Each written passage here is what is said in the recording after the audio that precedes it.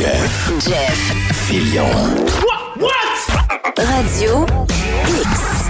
OK, on est de retour sur Radio X. On souhaite un bon jeudi. C'est justement, regarde, c'est un gros jeudi. C'est un crazy jeudi. Et, on l'avait pas cette semaine, mais on s'est ennuyé de lui. Mais il est bon. Je veux pas trop lui dire pas qu'il s'enfle la tête, mais je sais que c'est pas le genre à s'enfler la tête. Je sais que c'est un gars travaillant, puis c'est un gars qui reste les deux pieds groundés. Mon ami Éric Duhem, chef du Parti conservateur. T'es salué, Éric. Salut, Jeff. Comment tu vas? Ça va vite, mais ça va très bien.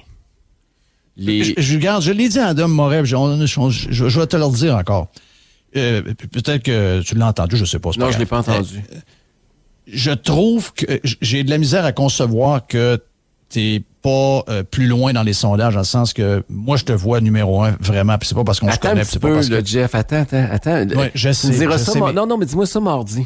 OK, parfait. Mais regarde, je vais juste te dire que je trouve que tes sujets, c'est rare que les politiciens s'occupent de nos stress, puis de nos questions, puis nos patentes, puis à chaque fois que tu parles pour nous autres. Et ça, là, cette qualité-là, j'espère que tu vas la garder pour toujours. Je sais que ça doit être compliqué, mais t'es dedans tout le temps, t'es dans bullseye tout le temps.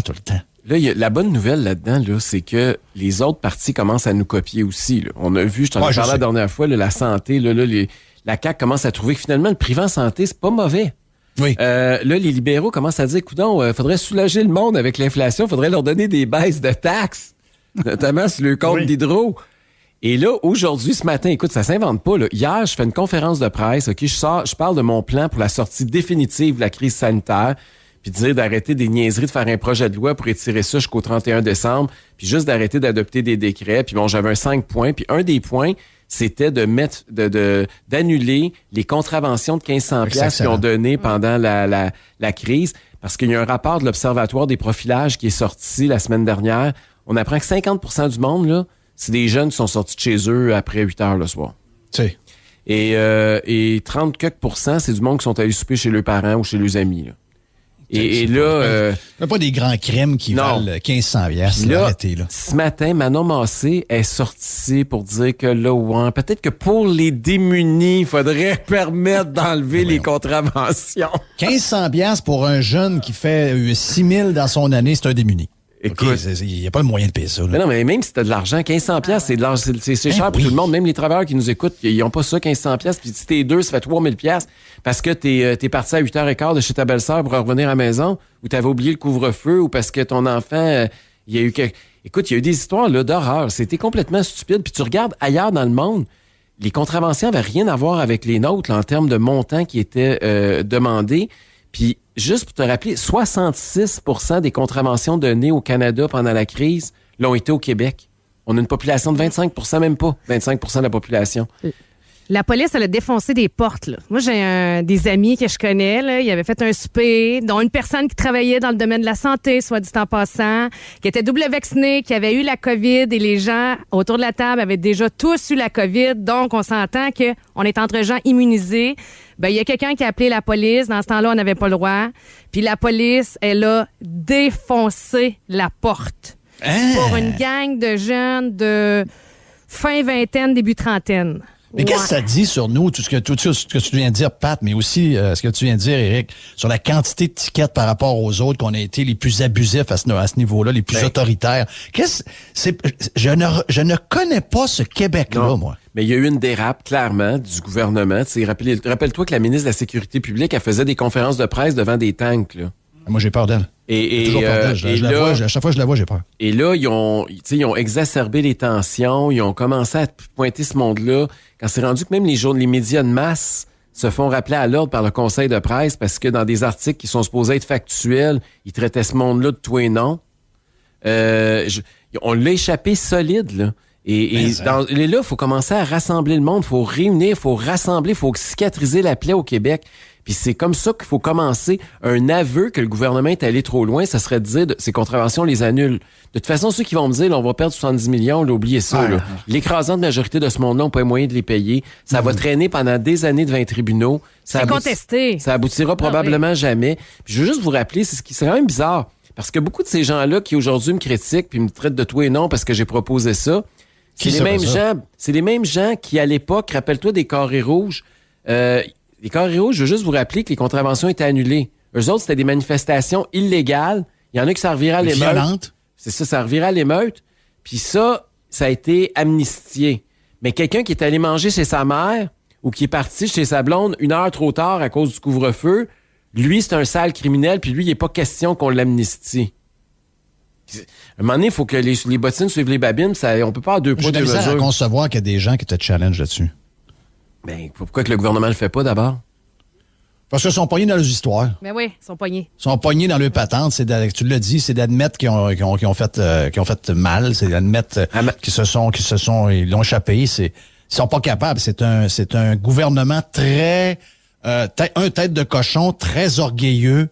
C'est pas jamais capable de reconnaître ses erreurs. C'est pas juste le gouvernement. Là, un matin, j'écoutais mon ancienne collègue Nathalie Normando, que j'aime beaucoup. Elle était pas tendre avec moi, là. Elle était pas de bonne humeur que j'ai dit ça hier, lui, elle, là. Elle était partie là-dessus bien raide. Ben, s'il y en a une qui a eu un break. Oui, mais elle était avec Arcan, là, à la commission, là, je sais pas comment ça s'appelle, là, avec Ferrandez. Oui, mais elle a eu un break, là. Ben oui, mais... Elle peut durement parler... Elle n'est pas placée pour parler de ça zéro, elle, là. On n'est pas allé jusqu'au bout de la patente dans son histoire à elle. Ça s'est brisé avant, là. Je sais pas s'il va y avoir un arrêt. qui peut pas parler, c'est elle. Je sais pas s'il va y avoir un arrêt de Jordan pour les mesures, les contraventions de ceux qui n'ont pas respecté les mesures sanitaires, je sais pas. Oui, mais Arcan aurait pu lui faire signe d'arrêter, là. Il aurait pu envoyer les signes des 2 mains. Tu fais ça, wow, va pas là. Il l'a pas laissé aller. Il l'a laissé aller. Tu réécouter ça, je vais t'envoyer l'extrait, tu vas avoir du fun. Fait que, mais tout ça pour te dire que ça me dire que ton ami avec qui t'as fait de la radio t'a stabé dans le dos un peu? Mais non, c'est pas stabé. Il a le droit à ses opinions. Là, même quand on était ensemble, elle était pas d'accord avec moi jamais. Fait que c'est pas nouveau. Il y a rien de nouveau là-dedans. Hey, mais qu'est-ce que tu voulais me dire? Tu me dis mardi. Attends à mardi. Mais non, mais parce que j'entends mardi? à travers les branches qu'il y a des sondages qui seraient plutôt positifs pour nous qui s'en viennent. OK. Ah. Et qui va faire le sondage? C'est pas léger marketing. Non, c'est pas que ça n'a rien à voir avec ça. Là, mais... Quelle surprise! Mais c'est ça, genre, c'est parce qu'il y a des gens qui ont commandé un sondage, puis ils m'ont dit les résultats préliminaires, puis ils sont en train de mettre ça sous forme pour publier ça. Et écoute, je suis tombé sur le cul, là, mais je sais pas si... En même temps, c'est le fun de monter dans les sondages, là, puis j'espère que le Parti conservateur du Québec va continuer à progresser dans les sondages, puis ça témoigne du travail qu'on fait, puis que ça nous avance, puis c'est très positif. Mais en même temps, le vrai, ce qui est fondamental actuellement, là, c'est qu'on devienne incontournable puis que je sois invité au débat des chefs. La vraie bataille actuelle... Ils vont travailler fort pour que tu sois pas là. C'est ça. Fait que je sois là à 10, à 15 ou à 20% des sondages, là, à ce moment-ci, ça importe peu. Ce qui est important, c'est que quand il va y avoir le débat des chefs, que le Parti conservateur du Québec soit autour de la table. Qu'est-ce que ça prend, justement, là? Qu'est-ce que ça prend pour que tu puisses participer? C'est pour ça qu'on le sait pas, c'est qu'il n'y a rien d'écrit. Il n'y a aucun critère objectif. Mais qu'est-ce qu'ils vont trouver pour tenter de m'exclure? Non, s'ils font ça, c'est un scandale. Mais ils vont essayer. Ils vont essayer. Non, ils sont fourrés parce qu'il va avoir l'air du gars qui a peur. Et ça, il n'y a rien de pire. Ça, c'est très dommageable. C'était mieux de confronter que de te sauver. À moins que les Québécois aiment les peureux. Je sais qu'on a vu beaucoup de peureux dans les 2 dernières années. Là. On était à la capitale de la peur. Là. Mais je veux dire, je suis pas certain qu'il y a beaucoup de monde qui vont trouver ça brave de voir que quelqu'un qui est omniprésent dans les médias depuis plus d'1 an maintenant, chef d'un parti avec une élue qui est à l'Assemblée nationale, en plus de fait que tu es haut dans les sondages puis que tu es vu comme le 2e qui a les chances d'être premier ministre. Si jamais est interdit, ça peut pas arriver. Excuse-moi, ça peut pas arriver. C'est pour ça que c'est important de se maintenir dans les sondages. Fait que le vrai test, c'est pas parce que tu veux pas, on veut pas piquer 6 mois d'avance. Là, c'est pas bon. Il faut pas gagner des sondages, il faut gagner le 3 octobre. Mais ce qui est important, il faut quand même être la tête au-dessus de l'eau pour s'assurer qu'au débat, je vais être là. Parce que l'objectif, c'est de monter pendant la campagne électorale. On l'a vu, hein. Ça fait plusieurs élections qu'on voit du mouvement pendant les élections. On voit, les élections sont pas faites pour rien.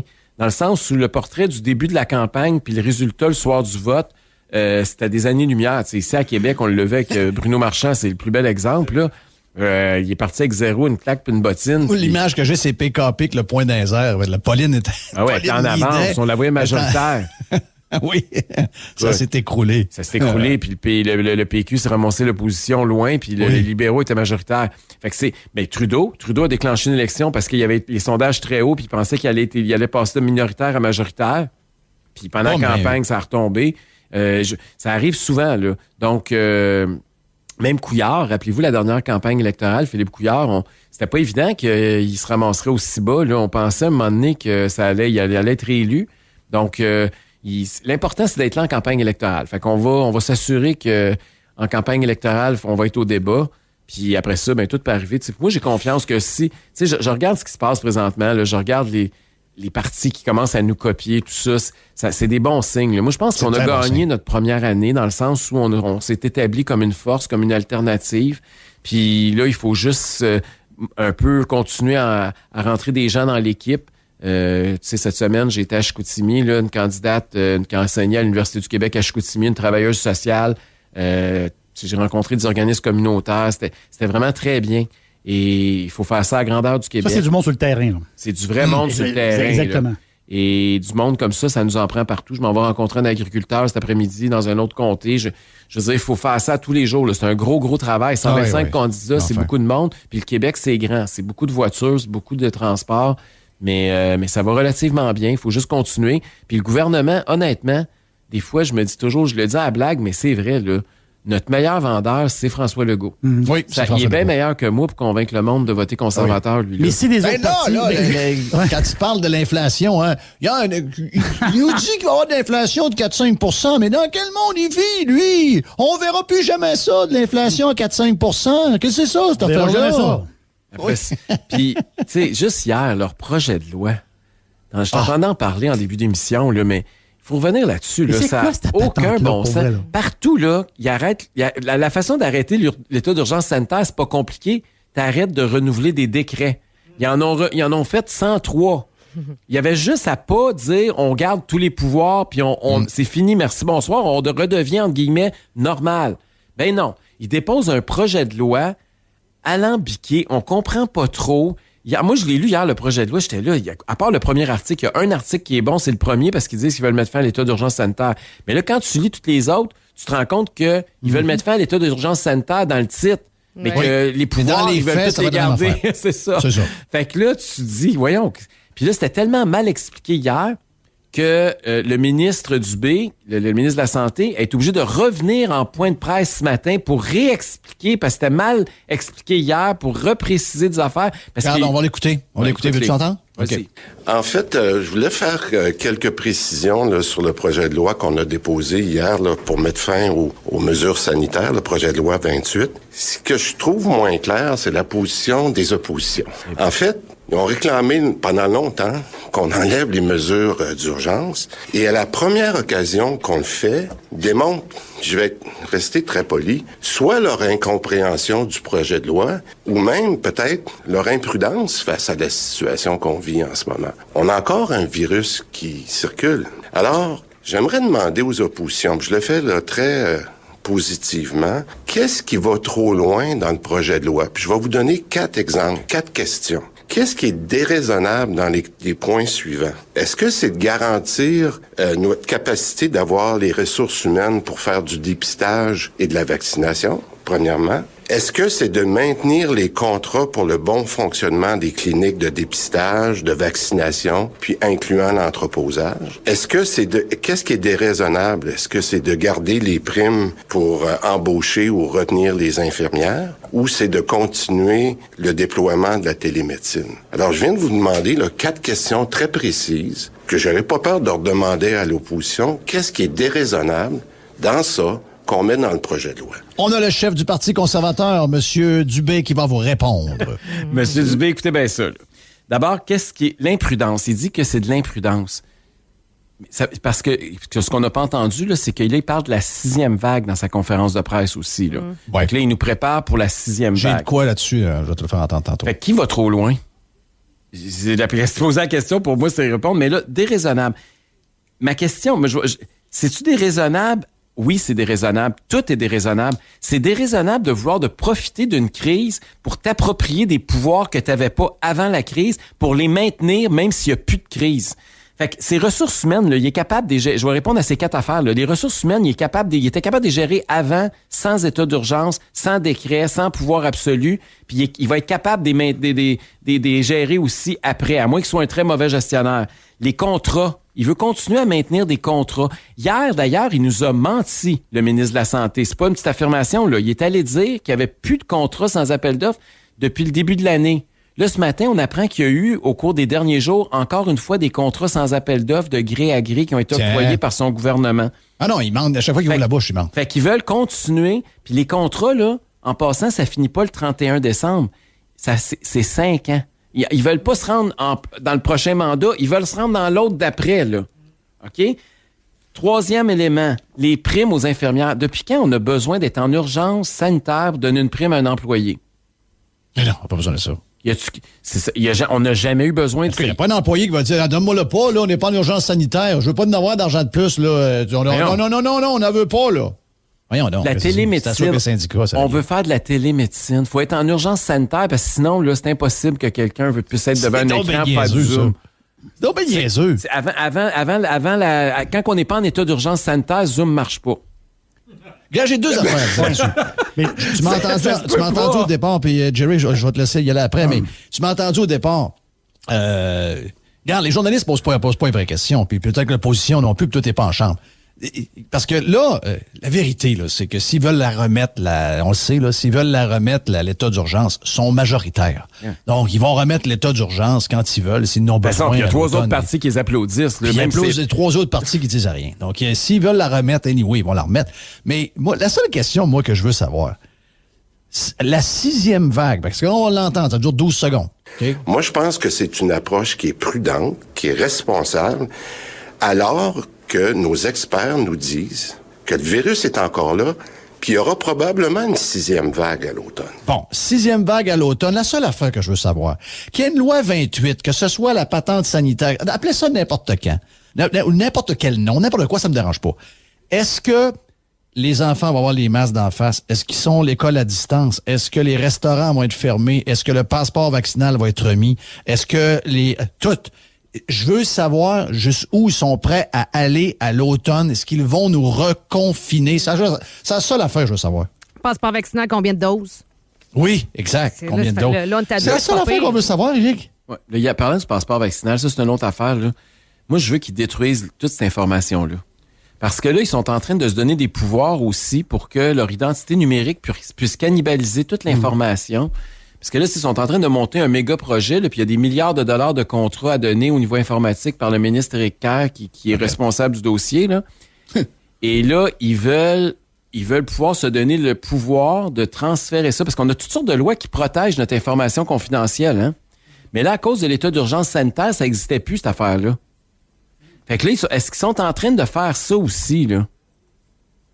Non, j'ai aimé ce que ta députée a dit hier. Elle dit, regarde, moi, je veux pas avoir elle dit, je veux pas que prochainement, là, je canne mes affaires puis que là, tout le monde sait au gouvernement qu'est-ce que je mange, combien j'ai payé mon steak, j'ai acheté des cigarettes, de la bière, des patentes. Combien de bouteilles de bière t'as bu, voyons. Ben oui.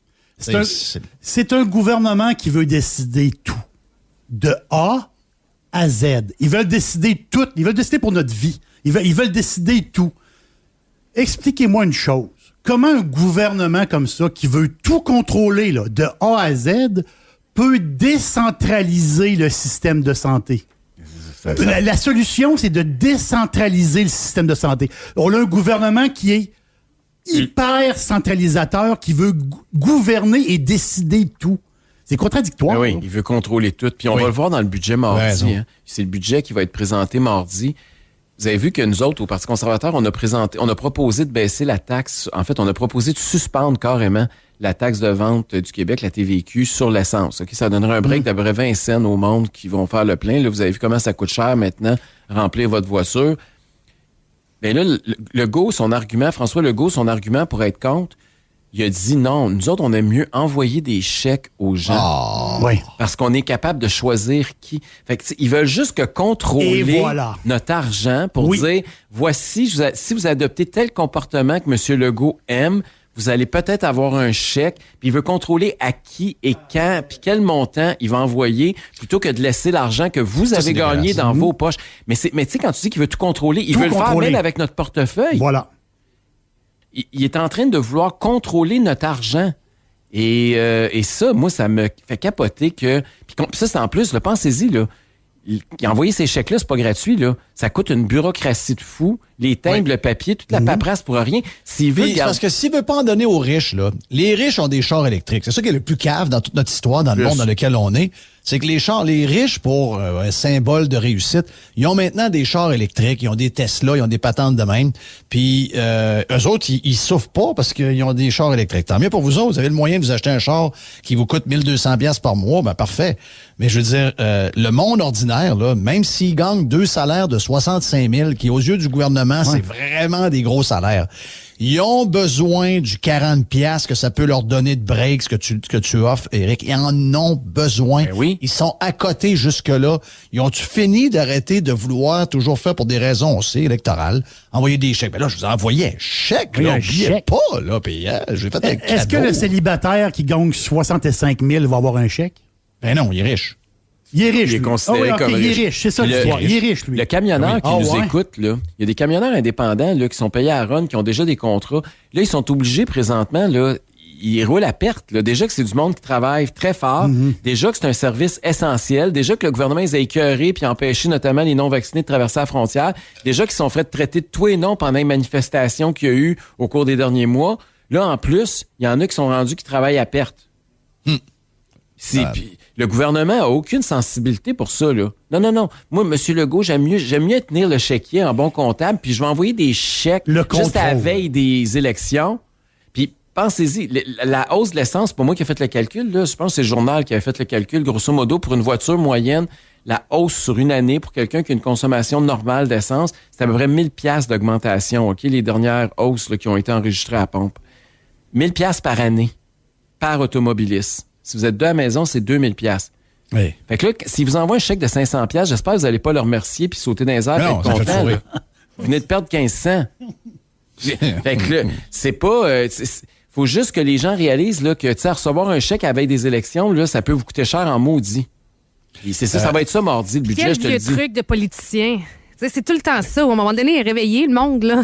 À chaque fois qu'il y a des élections, on reçoit un chèque. On est acheté finalement, là. Fait allumé, là. Tu reçois la facture le lendemain, pendant 4 ans, tous les jours. Exact. C'est vrai. Hey, avant que tu partes, Éric, je fais entendre, on l'a fait entendre hier, mais on a eu du plaisir. Ça nous fait faut rire un peu, là. Quand ils sont pas bons, ils sont pas bons, là. Mais regarde, on y va. 2019.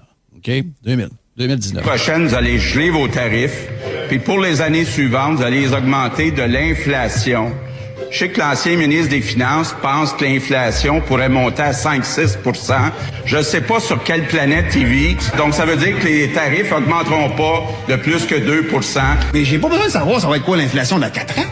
Nous, on pense de notre côté qu'on verra que ça des années d'inflation de 5-6 %. Alors, les gens nous disent, ouais, mais vous avez une boule de cristal, les inflations, ça va être quoi? Pas important. Ça va être l'inflation. Pas moyen de savoir ça va être quoi l'inflation, ça va être l'inflation. Ça, c'est le ministre de l'Énergie et des Ressources naturelles qu'on vient d'entendre. Là. Demandez-vous pas pourquoi que, présentement, alors que la planète vit une crise au niveau des ressources et de l'approvisionnement par la Russie, pendant ce temps-là, ce ministre-là, il présente un projet de loi pour nous empêcher de creuser puis de développer nos ressources au Québec. Alors que les sondages nous montrent que partout au Canada, incluant le Québec, que les gens disent non, on va le chercher s'il y en a, ça presse. 2 tiers des Québécois. On n'a jamais eu autant de monde qui sont d'accord pour extraire le gaz puis le pétrole sous nos pieds, puis on a un gouvernement qui est en train de nous interdire de le faire légalement. Une dernière pour la route, OK? Bonjour tout le monde. Je sais qu'actuellement, l'inflation nous préoccupe beaucoup, le prix de l'épicerie, de l'essence. Mais je veux vous rassurer, il y a un budget qui s'en vient dans une semaine, 22 mars. Et on va vous aider. On va remettre de l'argent dans votre portefeuille. Je sais aussi que certains parlent des tarifs d'électricité qui pourraient augmenter de 4-5 %. D'abord, on parle d'une augmentation qui aurait lieu le 1er avril 2023. Ben oui, donc, je vais être élu. On va voir si ça se confirme. Mais je veux aussi vous rassurer là-dessus. On ne laissera pas les tarifs d'électricité augmenter de 4-5 %. Si ça arrive, on va trouver un moyen de vous compenser. Donc, depuis 3 ans et demi, on a toujours été là pour vous autres, puis on va continuer de l'être. Hey, depuis 3 ans et demi, ils ont été là pour nous autres, sacrément. Ils ont embarré des maisons. Mais c'est tellement paternaliste comme message. J'espère que les gens, ça se transpire, le paternalisme, là, c'est épouvantable. Ils ont embarré le monde des maisons. Ils ont embarré des vieux dans leurs appartements de 10 par 10. Ils ont dit, on a toujours été là pour vous, là. On s'est occupé de vous. Ils ont fermé les bâtisses, ils ont fermé les restaurants, ils ont tout fermé. Ils n'ont pas été là pour nous autres, pas de maudite minute. Hey, le chèque est annoncé, hein, en passant, je ne sais pas si vous avez vu la nouvelle là, il y a quelques minutes, là, mais le chèque est annoncé pour contrer la hausse du tarif d'hydro, la fameuse hausse de 2023. Fait qu'on annonce déjà un chèque pour 2023. On n'a pas plus de détails que ça, là, mais il y a un chèque qui s'en vient. Le chèque est dans le mal. Le chèque est dans le mal. Les merci, élections Eric. aussi. Merci, oui. Jeff. Bonne semaine. Hey, on a hâte à mardi. Yes, Éric Duhem, chef du Parti conservateur. On fait une pause, on vient.